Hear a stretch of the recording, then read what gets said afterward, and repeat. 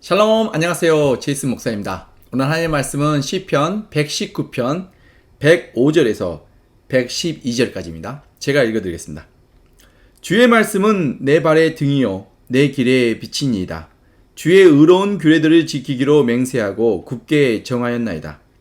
나의 고난이 매우 심하오니 여호와여 주의 말씀대로 나를 살아나게 하소서. 여호와여 구하오니 내 입이 드리는 자원 제물을 받으시고 주의 공의를 내게 가르치소서. 나의 생명이 항상 위기에 있사오나 나는 주의 법을 잊지 아니하나이다. 악인들이 나를 해하려고 올무를 놓았사오나 나는 주의 법도들에서 떠나지 아니하였나이다. 주의 증거들로 내가 영원히 나의 기업을 삼았사오니 이는 내 마음의 즐거움이 됨이니이다. 내가 주의 규례들을 영원히 행하려고 내 마음을 기울였나이다. 아멘. 하나님의 말씀입니다. 여러분 혹시 어두운 밤길을 걸어보신 적이 있으십니까? 저는 어렸을 때 아는 형을 따라서 밤에 시골 산길을 걸어본 적이 있습니다. 불빛이 하나도 없었던 그 시골 산길은 어린 나이에 너무너무 무서웠습니다. 산속에서 이상한 소리도 들리고 간혹 길 가다가 무덤 같은 것도 보이기도 하고 또 어디가 어딘지 방향도 전혀 모르겠고 눈앞에 돌불이나 작은 웅덩이가 있어도 보이지 않아가지고 수없이 넘어질 뻔했던 적이 있습니다. 이런 비슷한 경험을 군대에서도 저는 했습니다. 정말 불빛이 없는 밤길은 참으로 위험합니다. 더욱이 길이 평평하지 않은 그런 산길은 밤에 더욱 위험합니다. 그런데 우리 인생길이 바로 이와 같습니다. 흔히들 인생길은 여행길이라고 합니다. 어느 한 곳에 머무는 것이 아니라 계속해서 어딘가 그 목적지를 향해 걸어가야만 하는 바로 그것이 인생이기 때문에 여행길이라고 말합니다. 이건 정말 맞는 말씀이고 또 아주 좋은 비유입니다. 인생은 여행길과 같습니다. 그런데 좀 더 정확하게는 여행은 여행인데 밤에 떠나는 여행길이 좀 더 정확한 표현입니다. 그 이유는 우리 인생길은 한치 앞을 알 수 없기 때문입니다. 마치 칠흑같이 어두운 밤에 산길을 지나가고 있는 것과 같습니다. 그래서 어디에 어떤 위험이 도사리고 있는지 또 방향도 전혀 모른 채 걸어가고 있는 것이 바로 우리의 인생길입니다. 이런 어두운 산길을 걸어갈 때 가장 필요한 것이 무엇일까요? 어두운 밤길에 가장 필수적인 아이템이 무엇일까요? 바로 라이트입니다. 우리 발걸음과 내가 가는 그 길을 비춰줄 수 있는 빛이 필요합니다. 그래서 밤길에 꼭 가져가야 할 것은 바로 플래시라이트입니다. 밤에 산길을 나선 사람이 플래시라이트를 준비하지 않고 출발한다는 것은 정말 위험천만한 일이고 매우 어리석은 행동입니다. 우리의 인생길도 바로 이와 같습니다. 인생은 마치 어두운 밤에 걸어가는 산길과도 같습니다. 우리가 살고 있는 시대는 죄와 악으로 물들어 정말 진리와 진실과 정의가 가려져서 너무나 어둡고 무섭습니다. 무엇이 옳고 그른지 정말 분별조차 하기가 어려운 시대가 되었습니다. 이처럼 어두운 인생길을 아무런 준비 없이 출발한다는 것은 매우 어리석고 위험한 일입니다. 그럼 어두운 인생길에서 우리에게 가장 필요한 것이 무엇일까요? 오늘 하나님 말씀을 통해 우리 인생길에 가장 필요한 것이 무엇이며 또 이것을 어떻게 우리가 사용할 수 있는지 그 답을 함께 찾아보도록 하겠습니다. 오늘 특별히 여러분들과 함께 은혜를 나누고자 하는 말씀은 105절에 주의 말씀은 내 발의 등이요 내 길의 빛이니이다 라는 말씀입니다. 오늘 본문 말씀을 좀 더 정확하게 이해하기 위해서는 먼저 시편 119편 전체를 이해할 필요가 있습니다. 시편 119편은 히브리어 알파벳을 따라 지어진 행시입니다. 그래서 시편 119편은 히브리어 알파벳 22개, 정확하게는 23개인데 그 두 알파벳이 모양은 같고 점의 위치에 따라 소리가 하나는 신, 하나는 쉰이라는 그 소리로 구분되는 것이 있습니다. 그래서 이것을 하나로 묶어서 히브리 알파벳 22개를 기준하여 22개의 연으로 구성되어 있고 이 22개의 연은 또다시 8개의 행으로 각각 8개의 행으로 구성되어 있습니다. 그리고 각 연에 있는 8개의 행은 모두 같은 알파벳으로 시작하는 행시의 구조입니다. 예를 들어 오늘 본문인 105절에서 112절은 눈이라는 히브리어 알파벳으로 구분된 하나의 연인데요. 여기서 알파벳 누는 영어 알파벳 N과 같은 소리입니다. 그래서 105절에서 112절은 각 절마다 히브리어 알파벳 눈으로 시작하고 있습니다. 이러한 행시 구조를 지니고 있는 것이 시편 119편이고 이 시편의 전체적인 내용은 개인의 슬픔과 고통을 담고 있는 애도의 시이며 또한 지혜의 시입니다. 이 시편 저자는 개인의 슬픔과 고통 속에서 두 길을 바라보고 있습니다. 하나는 하나님이 가리키는 의인의 길, 생명의 길이며 또 다른 한 길은 악인들이 걸어가는 악인의 길입니다. 그가 이 두 갈림길에서 선택하는 길은 언제나 하나님께서 가르치시는 생명의 길입니다. 그래서 그는 자신의 고난과 고통 속에서도 하나님의 말씀과 뜻에 순종하여 생명의 길을 걸어가고자 결심하며 하나님의 도움을 간구하고 있습니다. 이것이 바로 슬픔과 고통 속에서 우리가 선택해야 하는 지혜인 것입니다. 그리고 이 지혜의 핵심은 오늘 본문 말씀 105절처럼 주의 말씀은 내 발의 등이요 내 길의 빛이니라 라는 말씀입니다. 그럼 구체적으로 이 시편 기자가 우리에게 말하고 있는 빛이란 무엇일까요? 그리고 그 빛을 발견하였다면 우리가 어떻게 반응해야 하는 걸까요? 먼저 빛이 무엇일까요? 시편 기자는 105절에서 분명하게 주의 말씀, 하나님 말씀이 내 발의 등이요 내 길의 빛이니라 라고 말씀하며 우리가 어두운 길을 걸어갈 때 우리의 발걸음을 비추고 우리가 가야 할 길을 보여주는 빛이 바로 하나님의 말씀이라고 가르쳐주고 있습니다. 여기서 하나님의 말씀이란 하나님께서 주신 모든 법, 명령, 지시, 교훈, 규칙, 증언 이 모든 것을 포함하고 있습니다. 근데 이런 단어들은 왠지 나를 구속하는 듯해서 매우 불편하게 느껴집니다. 그러나 사실은 그렇지 않습니다. 시편 전체를 대표하는 시편 1편에서 말씀하고 있는 것처럼 오직 여호와의 율법을 즐거워하여 그의 율법을 주야로 묵상하는도다. 그는 시냇가에 심은 나무가 철을 따라 열매를 맺으며 잎사귀가 마르지 아니함 같으니 그가 하는 모든 일이 다 형통하리로다.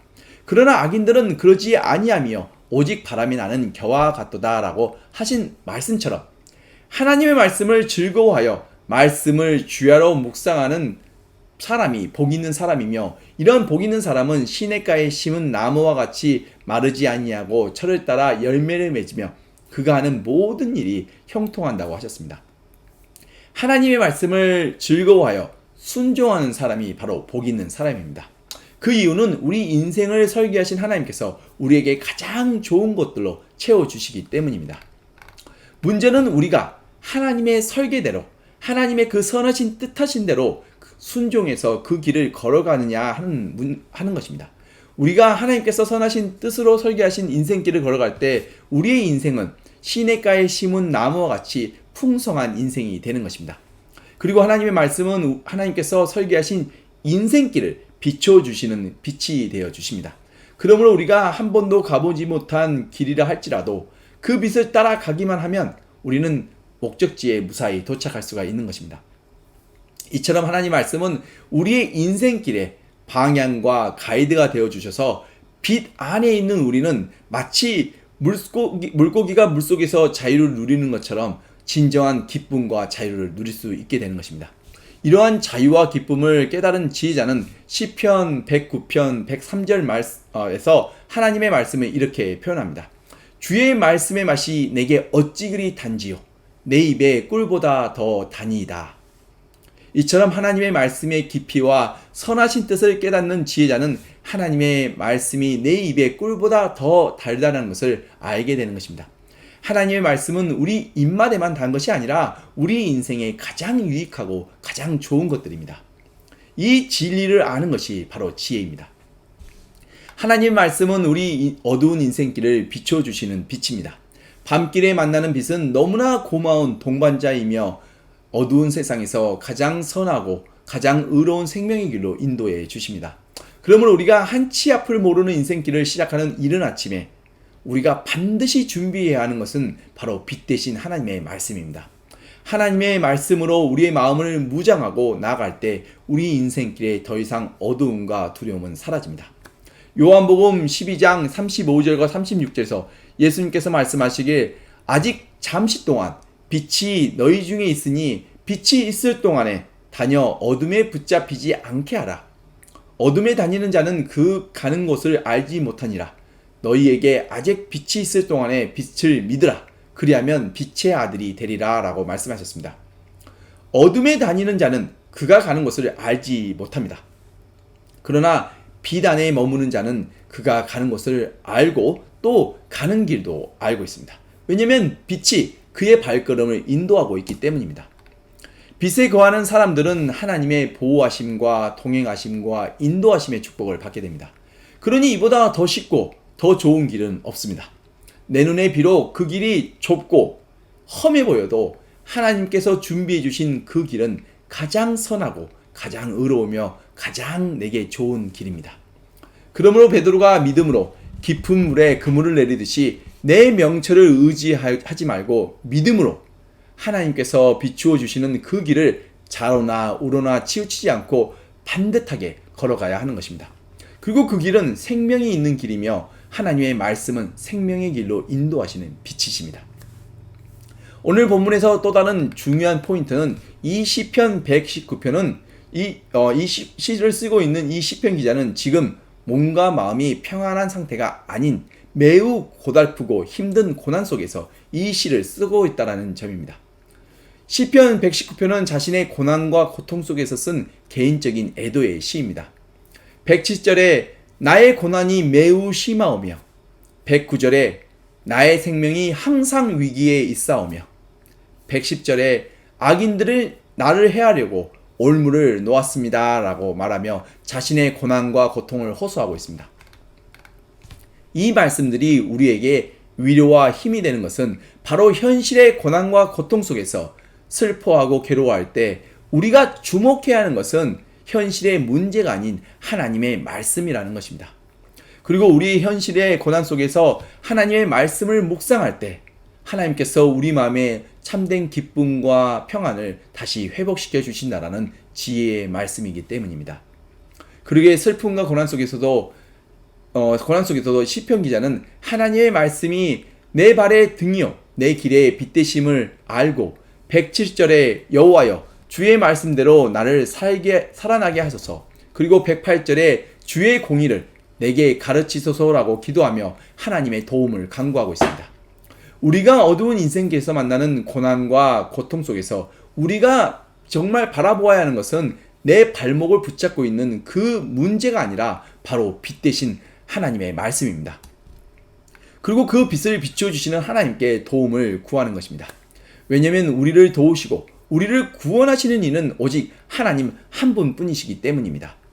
그럼 하나님께 소망을 두고 하나님의 말씀을 발의 등불이요 길의 빛 되심을 깨닫는 지혜자들은 하나님의 말씀에 어떻게 반응해야 하는 걸까요? 먼저 106절에 주의 의로운 규례들을 지키기로 맹세하고 굳게 정하였나이다. 108절에 내 입이 드리는 자원 제물을 받으시고 109절에 나는 주의 법을 잊지 아니하나이다. 110절에 나는 주의 법도들에서 떠나지 아니하였나이다. 111절에 주의 증거들로 내가 영원히 나의 기업을 삼았사오니 이는 내 마음의 즐거움이 됨이니이다. 112절에 내가 주의 율례들을 영원히 행하려고 내 마음을 기울였나이다. 하나님의 말씀과 뜻에 순종할 것을 결심하고 하나님께서 비추어 주시는 그 빛을 따라 살아가고자 하는 그 모습이 바로 올바른 반응입니다. 여기서 우리가 주목할 것은 111절에 이 순종의 결심이 스스로 자원하는 마음이었을 뿐만 아니라 이 순종의 결심이 내 마음의 즐거움이 되었다는 점입니다. 기쁨이 없는 순종은 고통일 뿐입니다. 원치 않는 일을 억지로 하는 것은 정말 괴로운 일입니다. 그것도 이런 것은 하나님께서도 원하지 않는 것입니다. 원치 않는 사람을 사랑하는 것은 정말 어렵습니다. 그러나 반대로 내 마음에서 우러나서 내가 원해서 사랑하는 것은 기쁨이 됩니다. 우리의 순종 안에는 이러한 기쁨이 있어야 하는 것입니다. 그리고 이러한 기쁨이 우리 안에 있기 위해서는 먼저 내가 하나님을 사랑해야 합니다. 그러나 그냥 하나님이 아무런 이유 없이 사랑스러워질 수는 없습니다. 우리가 하나님의 위대한 사랑을 먼저 깨달을 때 우리 마음에 하나님을 향한 사랑이 불꽃같이 일어납니다. 하나님께서 예수 그리스도를 통해 예수 그리스도의 십자가를 통해 보여주신 놀라우신 하나님의 사랑을 우리가 깊이 깨달았을 때 비로소 우리는 하나님을 온 마음을 다해 사랑할 수 있게 되는 것입니다.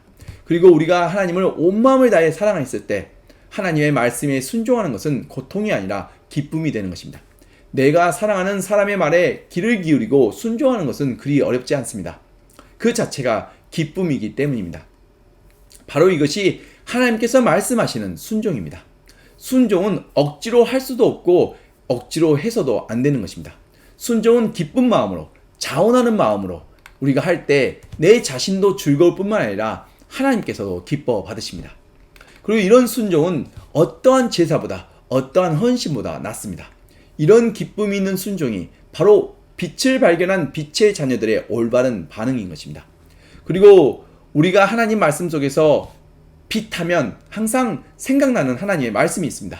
그것은 바로 창세기 1장입니다. 하나님의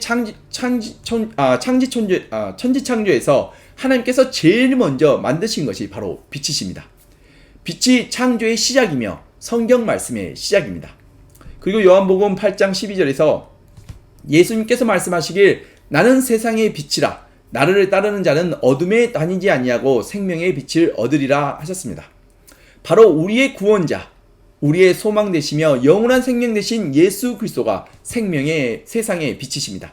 어둠 속에서 방황하며 두려워 떨고 있는 우리를 구원하시기 위해 빛으로 찾아오셨습니다. 그리고 우리 발에 등불이 되어 주시고 우리 길에 빛이 되어 주셨습니다. 우리를 죄의 어두움과 죽음의 두려움으로부터 자유케 해주셨습니다. 예수 그리스도가 빛이십니다. 그리고 이 빛은 곧 하나님의 말씀입니다. 요한복음 1장 1절과 5절에 태초에 말씀이 계시니라. 이 말씀이 하나님과 함께 계셨으니 이 말씀은 곧 하나님이시라. 그가 태초에 하나님과 함께 계셨고 만물이 그로 말미암아 지은 바 되었으니 지은 것이 하나도 그가 없이는 된 것이 없느니라. 그 안에 생명이 있었으니 이 생명은 사람들의 빛이라. 빛이 어둠에 빛이 돼 어둠이 깨닫지 못하더라 라고 말씀하셨습니다. 그리고 요한복음 1장 14절에서 말씀이 육신이 되어 우리 가운데 거하심에 우리가 그의 영광을 보니 아버지의 독생자의 영광이요 은혜와 진리가 충만하더라 라고 말씀하셨습니다. 바로 하나님의 말씀이 육신이 되어 빛으로 우리를 찾아오신 분이 예수 그리스도이십니다. 그렇기 때문에 우리가 손에 쥐고 있는 이 하나님의 말씀을 통해서만 우리가 예수 그리스도를 올바로 알 수 있고 또 예수 그리스도를 통해서만 우리가 하나님 아버지를 알 수 있는 것입니다. 그리고 이 바로 하나님의 말씀이 우리 발에 등불이며 우리 길에 비치신 것입니다. 달리 말씀드리자면 하나님의 말씀이 없이는 우리가 예수 그리스도를 알 수도 없고 예수 그리스도를 모르면 하나님을 알 수도 없는 것입니다. 그리고 하나님을 모르면 우리 안에 빛도 생명도 없는 것입니다. 우리 인생에 어두움과 두려움의 절망만이 남을 뿐입니다. 그러므로 우리 인생에서 가장 중요한 이름은 바로 예수 그리스도이십니다. 그리고 예수 그리스도가 바로 빛이십니다. 하나님의 말씀인 이 성경의 시작과 끝도 역시 빛 대신 예수 그리스도이십니다. 아직까지 인생길에서 내가 어디로 가야 하는지 무엇을 해야 하는지 모르고 방황하신 분이 계십니까? 이건 어찌 보면 너무나 당연한 것입니다. 왜냐하면 인생은 어두운 밤에 산길을 걷고 있는 것과 같기 때문입니다. 어두운 산길을 걸 때 가장 필요한 것은 바로 빛이십니다. 그리고 빛 대신 예수님께서 직접 우리를 찾아오셨습니다. 세상의 빛 대신 예수 그리스도는 우리에게 축복이자 사명입니다. 마태복음 5장 15절과 16절에 예수님께서 말씀하시길 사람이 등불을 켜서 말 아래에 두지 아니하고 등경 위에 두나니 이러므로 집안 모든 사람에게 비치느니라.